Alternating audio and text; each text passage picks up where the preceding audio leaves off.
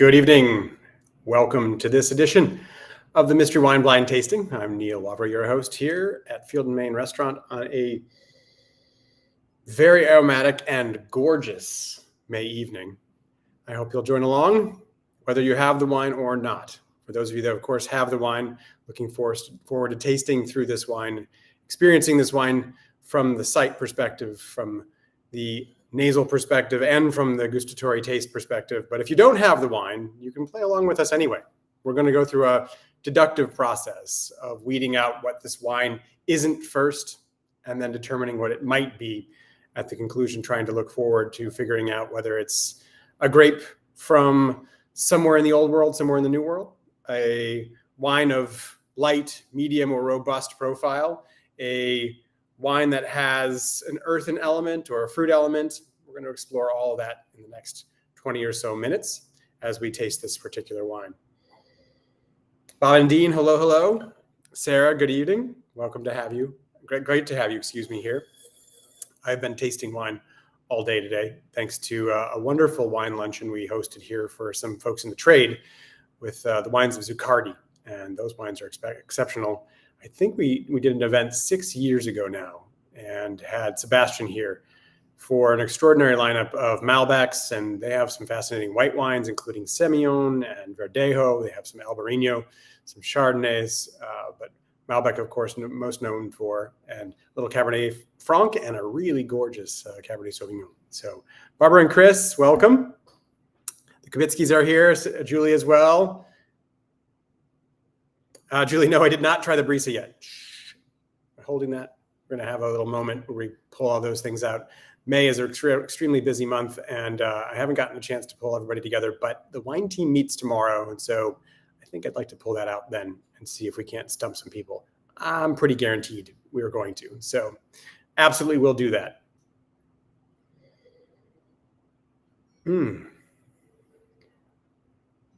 Exactly. This wine's quite expressive. So, shall we? What do we see when we look at this particular wine? Do you see, color-wise, remark on that, and then give it a swirl? Is it a red wine? It's a red wine. What kind of red? Do you see kind of ruby red? Do you see brickish tones to it? Do you see purple elements to it? And how would you best describe it? Alicia, Matt, hopefully there too. Good evening to you. Welcome.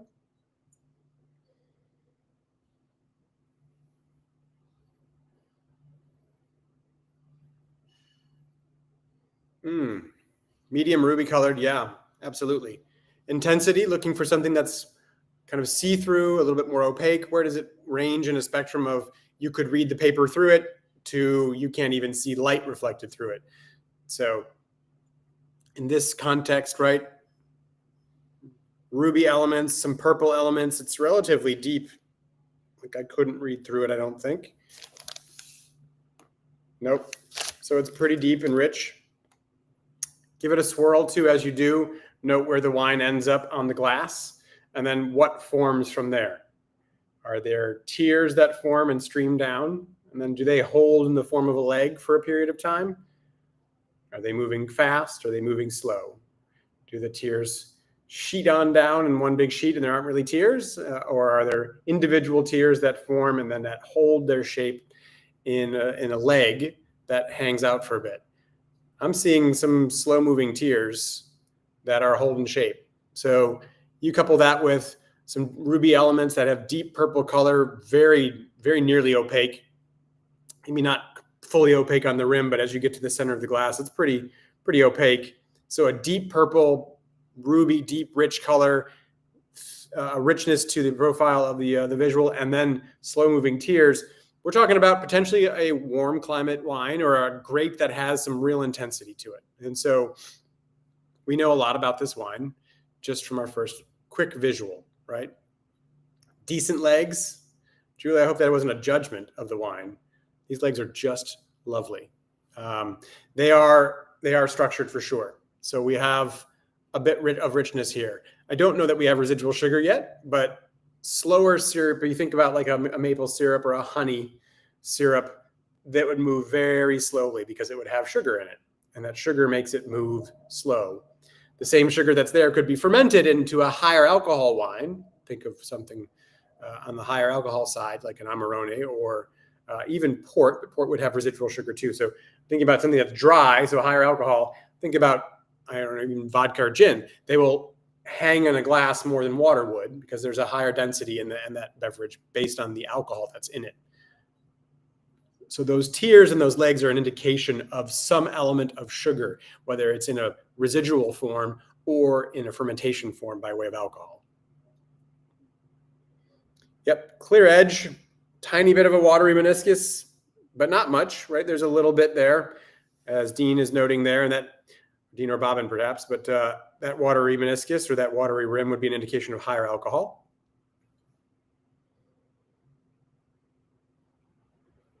Okay, well, let's move from that, saying we've got richness, we've got purple, we're starting to build a profile of this wine. That profile, what could we eliminate? Probably something like Gamay, probably something like Bardolino or Pinot Noir, something that's on the lighter end of the spectrum of red. We're not probably tasting a wine there. We don't have to rush to judgment to say it's definitively not that, but it just helps to start to weed out. If we're on a big, large conveyor belt, we're picking ways to go. We're picking the way toward more robust, likely more robust red wine that has a thicker skin that would give this color and some of that intensity. Let's smell the wine.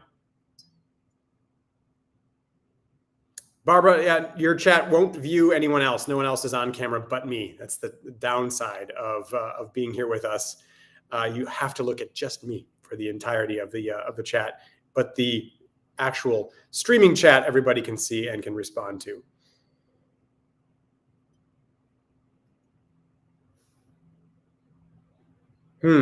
All right, what do you smell? Always looking for a few things. Few, fruit, earth, wood. On the fruit side, what kind of fruit do you smell? Berries. Is it tree fruit like apples or pears? Stone fruit like peaches? What kind of berries? If you smell berries, do you smell tropical fruit? Is it lemon, lime, or is it passion fruit or banana?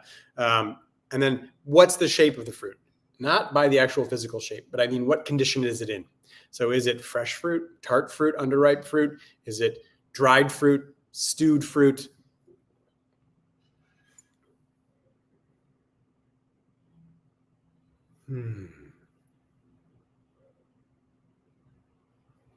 So noting that there's quite a bit going on in the fruit category, a little bit, I think, going on in the herbal category, kind of so that secondary element, and then we'll touch about wood too. And when we say wood, we're not looking necessarily for wood smells, although cedar might come through, for example, but we're looking for elements that would indicate the use of wood. So spices typically more show up in that realm, sometimes dill, things of that sort. Noting two of Julie's comments here that maybe a little bit lighter than a Petit Verdot or a Malbec, but there could be elements of that here. Hinting perhaps not, but with that purple note, I think there's a reason to still consider that. But getting cherry, raspberry, slate, cool. Vanilla, spicy herbal, cumin, sage, bit of dried fruit aroma. For me, yeah, there's a bit of a sesame kind of note too, toasted sesame, to go with a lot of what you've said. I mean, I concur with the sort of red berries. There is a sort of savory note here, like the plum sauce you might put in your pho. There's fruit and soy and umami and earth and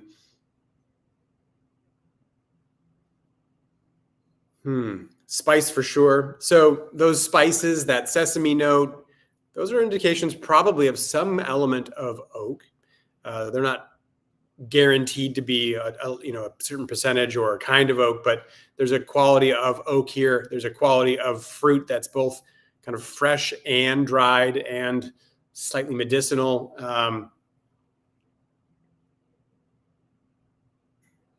Is anyone else getting kind of the tea note? There's a black tea kind of element that I'm picking up here. Plum. Thank you, Dean. Yeah. Coriander seed, thyme. So lots of woody herbs, dried herbs, seeds. The spice profile is vast, and it it continues. Charred wood, that wood element. Yep. There's sort of a smokiness, charcoal, cedar, tobacco. So we're getting tons and tons of that sort of wood type aroma and a lot of fruit. There's a little bit of sort of an earthy element, but it's definitely not as pronounced as some of that being the kind of the tea note, as pronounced as the fruit and of the spice. So let's taste it. When you're tasting it, of course, look for the taste first and then look for the flavors that would be in the same vein or different than the ones we talked about relative to the nose. By way of taste, of course, what is the sourness level? How is the acidity? And where are we at texturally? Do we have any residual sugar? Is there sweetness on the finish? There might be a fruit profile that's associated sweet, but actually look for the actual sweetness level on the finish of the wine. And then where's the tannin at? Is the tannin light, medium, more robust? Do you have full-blown wool sweaters coating each of your teeth? Or is there not much at all and it's just smooth and easy going? Where's the acidity at, as I mentioned? And then where's the body of this wine? Is it light, medium, or robust? Is it skim milk, 2% milk, or whole milk?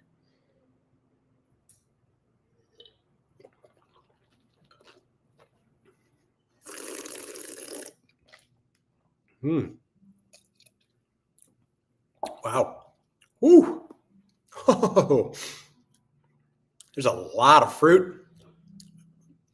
But the fruit is there anybody else sort of pruny, raisiny? That plum that Dean picked up earlier is now like a prune. There's raisin notes. There's a lot of acidity, right? So acidity, after you've finished your taste, are you salivating? Most of the time we always are. Are you salivating for a short period of time, 10 seconds? Are you salivating for sort of 20 seconds or less? Up to 10 to 20, or are you 20 seconds or longer? And you can create your own markers there, but principally 10 to 20 seconds, it's sort of moderate acidity. 20 plus seconds and you're just like gushing, right? Pretty high acidity or medium plus acidity, right? 30 seconds or longer and it's just like, I'm drinking acid. It's very high acidity. I think we're in a long, juicy finish, to quote Julie there. Yes. The juicy black fruit, medium plus body, smooth tannins, right? The tannins are not huge. They're there, but they're not huge. It's more about this kind of plush, juicy fruit.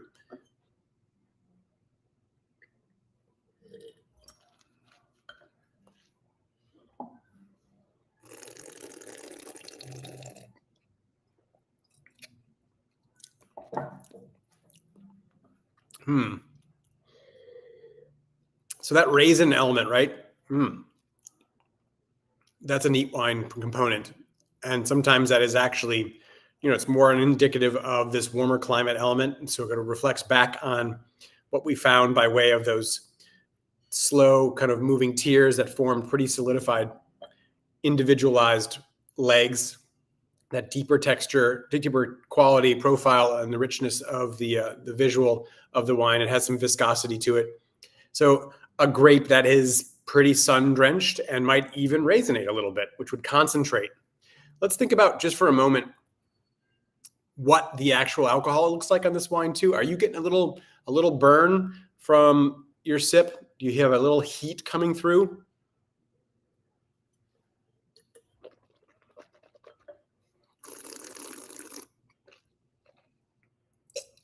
I'm delighted you love this. Barbara, yeah, it's always a pleasure too when you don't know something and yet you're enjoying it. Knowledge of what the wine is not predicated on understanding what it is. In fact, I think a lot of times we have a bias against a wine, and that bias doesn't really let us like a wine. Like, I don't like X wine, right? And then you try wine and you love it, but you end up kind of talking yourself out of it because you don't like Merlot, and yet this Merlot is delicious. So tasting blind is a really freeing way to enjoy wine and to expand on your knowledge of wine too in the process. But Julie, you think New World for sure, definitively. That's interesting. So why, and what would it be then? If you're heading toward New World, where do you want to go? And what does that tell you that this might be not a heavy alcohol burn? I get a little bit. For me, I have a little retro kind of olfactory, retro nasal kind of quality that is a bit of alcohol. So there's a heat. It's not super hot, but some of that acidity after that clears, there's a slight alcohol burn on the palate, a little bit. Julie says she loves it too, but it's not Italian unless it's Montepulciano d'Abruzzo.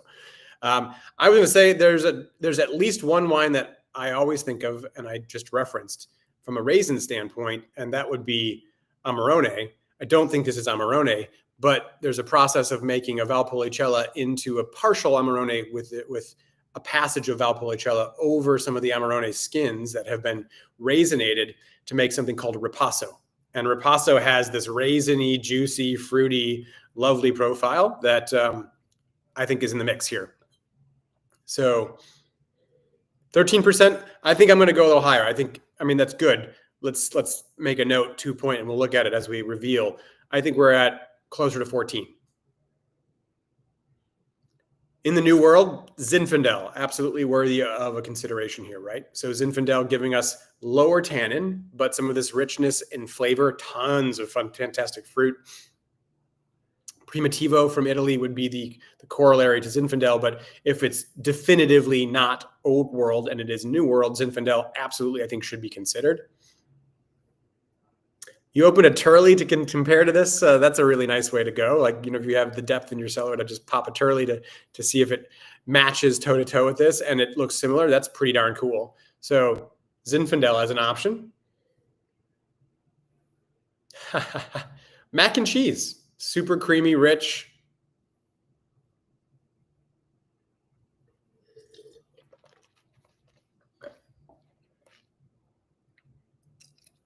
All right, so let's recap.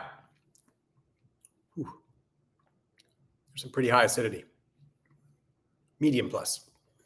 Tannins are moderate, right? Light to moderate. A lot of fruit. Weight is there. There's a textural weight here that is more in the whole milk kind of camp.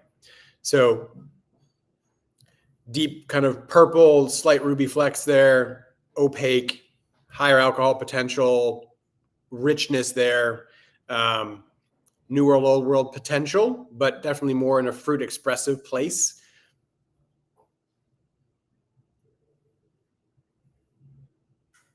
To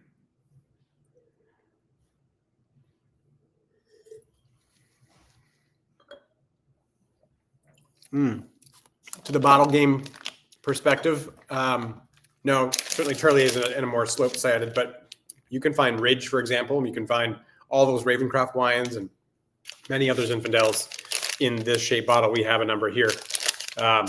So Zinfandel could be in this bottle. Would you find Amarone or Ripasso in this bottle? Possibly, but not generally speaking.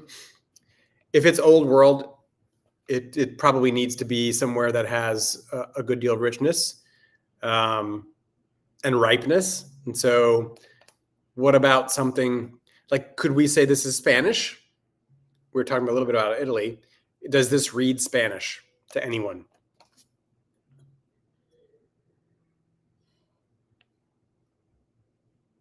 Not particularly, right? Like, there's a quality about Spain that can have this ripe fruit, right? I'm not sure about that acidity. That's the neat part about this, is there's that ripe fruit, almost raisinated plum, prune, kind of grape raisin quality about it that also then has a great deal of acidity. Oftentimes when you're ripening that much, your acidity is going to drop. Portuguese, very worthy consideration. Yeah, I don't know Spain. Italy, yes, potentially. Portuguese, so kind of a Portuguese blend, perhaps. That's a nice idea. I'm not pushing the agenda for an Old World. I'm just questioning whether or not we should also consider certain places in the Old World that have this ripeness. What about Australia or South Africa for the New World? And for that matter, South America. In fact, there's a producer that kind of, what was their name? I'm blanking on the name, from South America, from Argentina. They were from Italy, and they Renacer, I think the name of the producer was. They were making kind of Malbec and Bonarda blends that had raisinated fruit in it, like you would do for a Ripasso. Southern Italy, there's that black tea again, which takes me a little bit away from Zinfandel. I don't recall a Zinfandel with that sort of black tea element.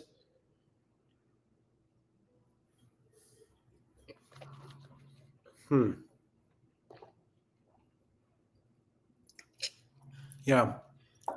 So sometimes when you're a little bit stumped, as I am, and some of you may be more definitive than I am at the moment, you begin to work what it definitely is not, right? So right off the bat, we kind of determined that it wasn't going to be, say, Burgundy or Beaujolais, and thus Pinot Noir and Gamay are out. I don't think this is Saint Laurent from Austria, for example, or is this Blaufränkisch? I don't think so. I don't think the acidity's there. Some of that texture and that ripe fruit is there. That could be interesting. It'd be really ripe Blaufränkisch. So it's not my initial go-to relative to kind of working my way around the world. We talked about Spain, not particularly. Portugal, perhaps. So you just kind of set that aside for a minute. It's not really Cab. Thank you, Dean. It's not really like Bordeaux. It doesn't present that way. From the Rhone standpoint, I don't really think it's Grenache with Syrah Mourvedre. Gosh.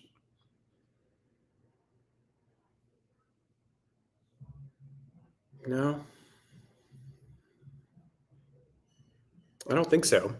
Australia, as I just threw out there, this would be very interesting. Shiraz, if it was Shiraz, I don't know that it is that.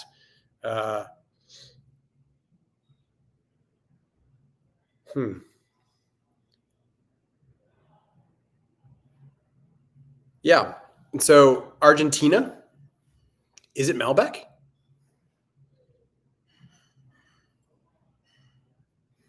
And that's true. You can't just do Austrian wines back to back. Alicia, I agree with you completely.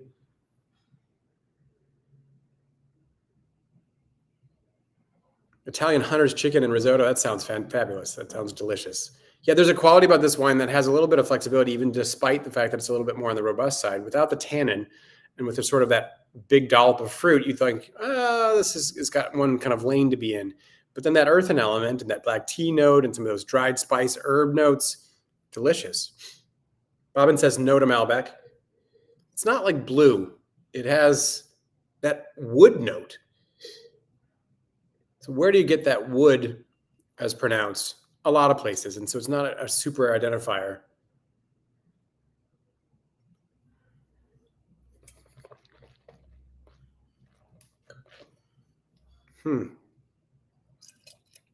So super fun. Zinfandel.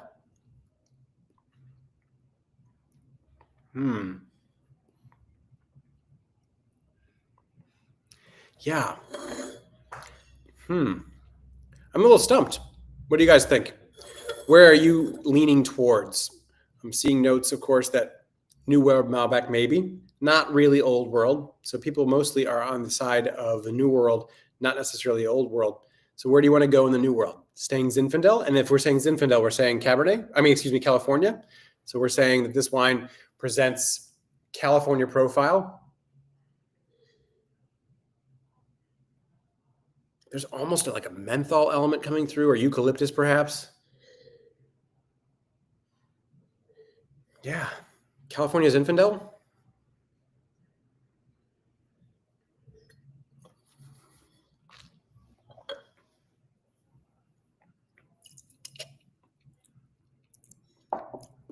So Dean's going Primitivo, so Southern Italy.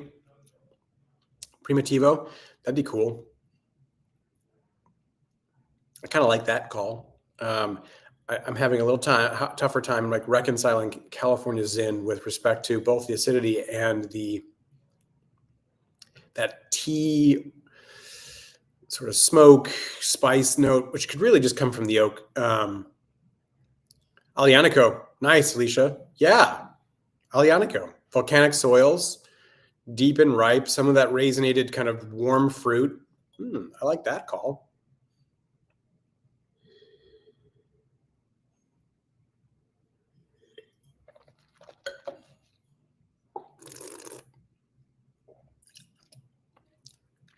I 100% know what you're talking about, Alicia. Aglianico is clear enough there.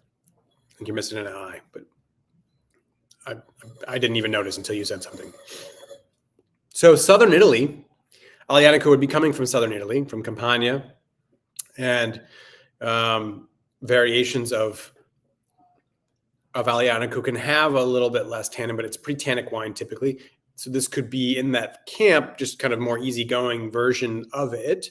Primitivo coming from down that way as well, and giving you that ripe kind of fruit profile with a little bit of that Italian acid, right? And so Italy was the first thought I had when I tasted the wine, because of just how it felt. So I like the idea of southern Italy.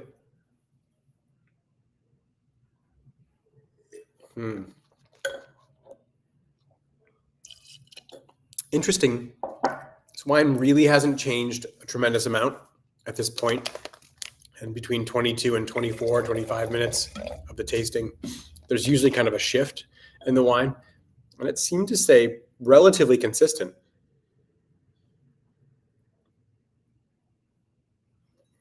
This is an alluring wine, isn't it? It's one you kind of want to just dive into and stay swimming in.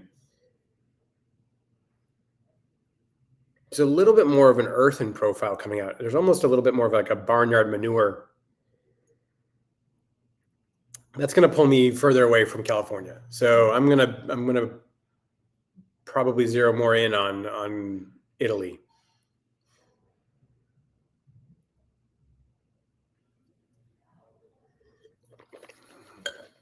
Mm-hmm.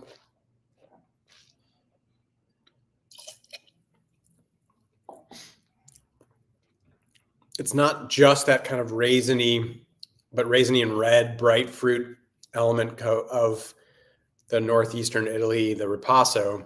I like the southern Italy volcanic element there. Yeah. So this could be in the Primitivo world. That'd be neat. Kind of blends the idea of that acidity, touch of that earthen note, some of the volcanic quality with the Zinfandel fruit that we're expecting. So, yeah. A pool of juicy black fruit. Yeah, what was that Scrooge McDuck, like swimming in his gold coins. Like, just want to dive into this wine and just swim around in it. But the earthen notes are coming out more. This is really tasty. And neat, because the fruit's not just so dominant. Sometimes that level of fruit is just so primary, and the wine can be simply kind of focused on that, and it's not bad, but it's just not intriguing. There's not like more than that. You just sort of, all right, I'm drinking some delicious fruity wine. There's a place and time for that for sure. This one has that profile, but much more beyond it. All right. Age-wise, when we looked at this, there wasn't a lot of variation between here and here, for example, as you're looking at it from the top. There's a consistent profile of color, and that persistent kind of color indicates that there probably isn't much age on this. That's typically the case. Hey, Judy. It's Judy's birthday, everybody. Happy birthday, Judy. Wonderful to have you chiming in. Thank you for doing so. She was in for dinner tonight, too. With Howard too. Cheers, Howard. Hello. That would be Howard O'Brien, of course, of Chateau O'Brien, and Judy, his wife. Guys, we're tasting a wine that is deep red in color, deep, almost purple in color too. It has a bit of an earthen note, a tea note, some beautiful spice, coriander, and a little bit of like charcoal. There's a mineral note that is more like a volcanic quality to it. It has deep, kind of almost raisiny prune kind of quality, plum elements, red fruits, dark fruits on the nose that move into that richness on the palate. Lots of acidity, medium plus, lower tannin.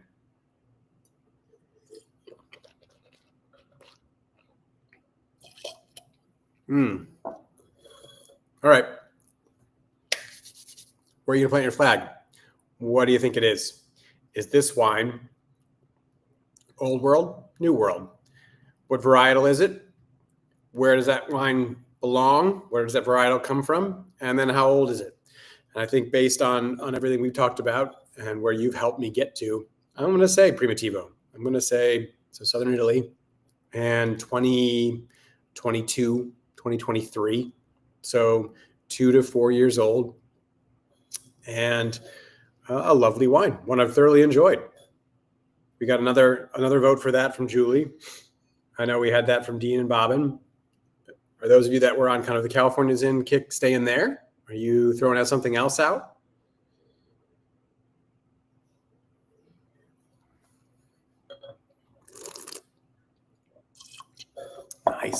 Nice wine. All right, well, let's find out. If you want to go on record with any more prior to this point, this is your last chance.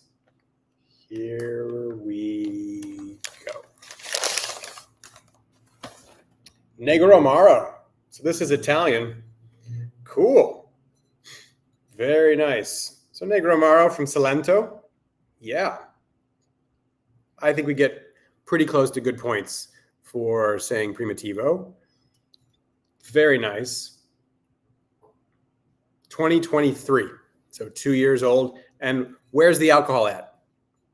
14%. So it's got a little bit of richness. For right now, if you want, taste it again. There's a little lingering burn on the sides of my tongue, and maybe they'll be there for you too. That's sort of like this humming sensation that comes from the alcohol. There's like a zzz that's just sort of hanging out on the side of your tongue that comes from alcohol. We all get major credit for being in Italy and kind of tucking around the idea of a Southern Italian red, and that's pretty darn cool. If you read Italian, you can read what this says here on the label. The label's really, really kind of nice. Cool wine. I've had some other Negro Amaro, incredible value. Negro Amaro we've had on the list a couple of times. So this is from Puglia and from Salento. And Salento is generally Negro Amaro. And had occasion, this is a couple of years back now, we found some Negro Amaro that I think a distributor either just brought in or had left in kind of their cellar for a period of time from 2011. So it had a lot more of that earthy note that we're picking up here that's just starting to emerge, that sort of peaked through the fruit. The fruit was that raisiny note. Really a cool wine. It ages extremely well. This is a great wine of value. I mean, it's $30 certainly for us to play with this wine, which is great. But we're talking about some older vines. We're talking about some neat, more volcanic soils. We're talking about a place that's generally speaking poor. It's an agricultural place. And so they don't have marketing budgets. They don't have big grand estates. They're not trying to or haven't at this point pushed forward this grand agenda of marketing to increase the prices. But this is extraordinary for the value of the profile of the wine that you're getting. You get texture and richness and ripeness and ageability. And so this is kind of neat. Negro Amaro is the varietal, Alicia. Sorry. Salento is the place.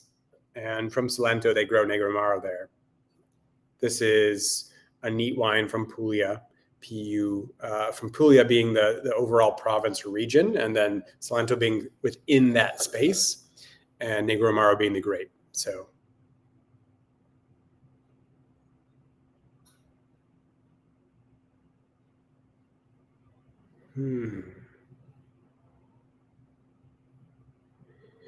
Judy, I'm not sure I follow your note there. Wash hands?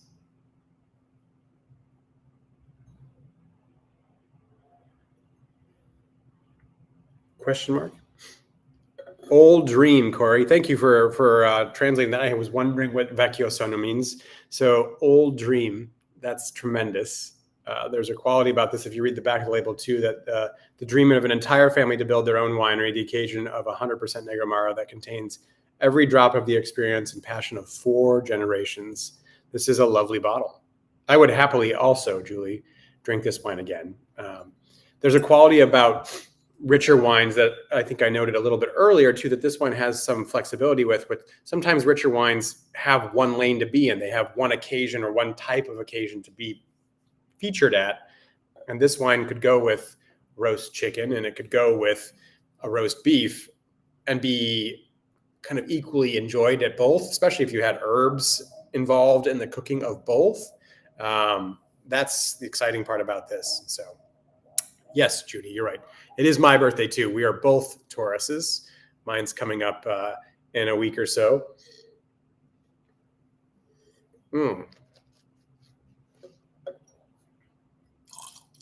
Yes, big kudos to Julie for picking this wine. It's lovely. We haven't had a Negro Mar on our list for a little bit. I think we'll carry this. This is lovely, really tasty wine. She found a good one, and I'm glad to have had the opportunity to try it with you. Cheers, everybody. This is, to your question, Barbara, how will this wine develop? This wine will age beautifully. Some of that earthen note, some of that spice, some of that black tea comes out more forward. Some of the fruit fades back. It still is present, but some of that plushness, that juiciness will recede a touch, but it is fantastic. Denver omelet. Yeah, I mean, this wine has flexibility and versatility. And I bet you anything, if you have some left over and you left it out tonight, corked, and came back to it tomorrow, it would be enjoyable. It's a kind of wine that you want to have around for sort of a house wine, goes with a lot of stuff, will probably please a lot of people. Your Cabernet drinker will drink it. And someone who's like, I like lighter reds. Well, the acidity here is fresh enough to be like, all right, you'll probably drink this, especially if you're having it with food. I don't know if you'd enjoy it with a cocktail kind of orientation, but boy, delicious otherwise. And so, well, thank you for the birthday wishes. Absolutely. Julie is an excellent picker. As always, we're delighted to have her selections and to taste them. I am 100% grateful to have the opportunity to do so with you. Thank you for playing along tonight. Cheers to all. And we'll see you again in June for sure, but also hopefully here at the restaurant in the interim. Cheers, everybody. Thank you very much.